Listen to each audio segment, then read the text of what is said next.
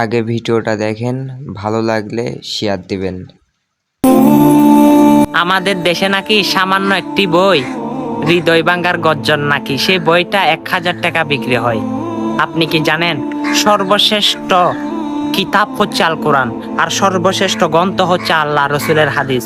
সে হাদিসের মধ্যে আল্লাহ রসুল বলে, যে কালেমার দাওয়াত মানুষের কাছে পৌঁছালো আমি তাকে হাত ধরে জান্নাতে নিয়ে যাইব। যে কালেমার জন্য ইহুদিদের অত্যাচার সহ করেছে, নাস্তিকদের আমার রসুল অত্যাচার সহ করেছে, মানুষের দুয়ারে দুয়ারে পৌঁছিয়েছে, এবং আমরা সেই মুসলমানের কাতারে, ইমানদারের কাতারে রয়েছি। সে কালেমা হচ্ছে লা ইলাহা ইল্লাল্লাহু মুহাম্মাদুর রাসূলুল্লাহ সাল্লাল্লাহু আলাইহি ওয়াসাল্লাম। ওই বই দিয়ে সোশ্যাল মিডিয়া তুলফাট। দেখা যাক আজকে কালেমা দিয়ে সোশ্যাল মিডিয়া কয়জনে তুলফাট করেন।